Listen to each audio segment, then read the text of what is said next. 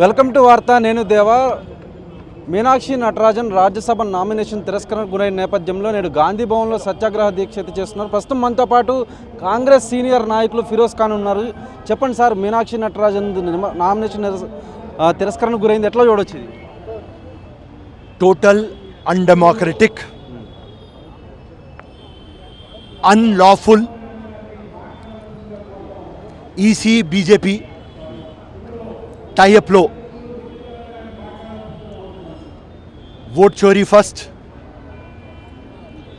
Seat చోరీ next, సర్కార్ చోరీ, గేమ్ స్టార్ట్ ముందు ఫినిష్, డెమోక్రసీ మొత్తం లూటం లాటి. సో ఫిరోజ్ ఖాన్ ఏం అడిగినాడంటే మా కాంగ్రెస్ ప్రెసిడెంట్తో ఈ మాట, దీనిలో మీనాక్షి నటరాజన్ది ఏం తప్పు లేదు, క్రిమినల్ కేసు లేదు, ఒక సమన్ ఉన్నది ప్రైవేట్ కంప్లైంట్లో, అది ఎట్లా లీక్ అయింది?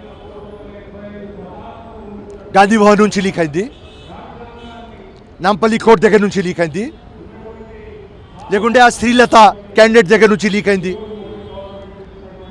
ఇక్కడ నుంచి లీక్ అయ్యి అది మధ్యప్రదేశ్ బీజేపీ దగ్గర ఎట్లా పోయింది? మన గవర్నమెంట్ ఉన్నది, ఎంక్వైరీ కావాలి, సిట్ కాన్సిక్యూట్ చేయాలి, అండ్ ఈ కేసులో ఎవరా లంగా దొంగ ఫెల్లో వాడు బయట రావాలి. అంటే బీజేపీ బీఆర్ఎస్ మాత్రం కాంగ్రెస్లోనే కోవట్లు ఉన్నారు, కాంగ్రెస్ కుట్ర చేసిందని చెప్తున్నారు. ఒకవేళ కాంగ్రెస్ ఉంటే కాంగ్రెస్కి కూడా ఆ తప్పు ఉంటే తప్పు. నేను ఏ పార్టీకి మాట్లాడతలేను. నేను సింపుల్గా ఏం చెప్తున్నా అంటే, ఎవర్ కల్ప్రిట్, ఎవరు చేసింది ఇది, ఇక్కడి నుంచి ఆ మధ్యప్రదేశ్ బీజేపీ దాకా అది ఎట్లా పోయింది? సింపుల్ లాజిక్ అట్టే. కేస్ బుక్ కావాలి, జస్టిస్ కావాలి.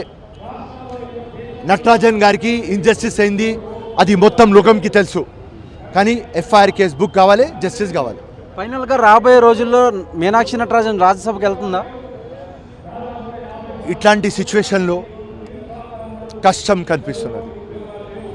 ఎలక్షన్ పిటిషన్ ఫైల్ చేయమని చెప్పినారు సుప్రీంకోర్టు. ఎలక్షన్ పిటిషన్ ఎప్పుడు మనం చూసినాం, అది మినిమం 4-5 years పడుతుంది. So difficult. చూశారు కదా, మొత్తం మీద కనుక మనం చూసుకున్నట్లయితే రాబోయే రోజుల్లో కూడా మీనాక్షి నటరాజన్ రాజ్యసభకి వెళ్ళే పరిస్థితి అయితే మాత్రం ఇప్పట్లో లేదని అయితే మాత్రం కాంగ్రెస్ సీనియర్ నాయకులు ఫిరోజ్ ఖాన్ చెప్పుకోవచ్చు. కార్తీక్తో దేవా, వార్త, హైదరాబాద్.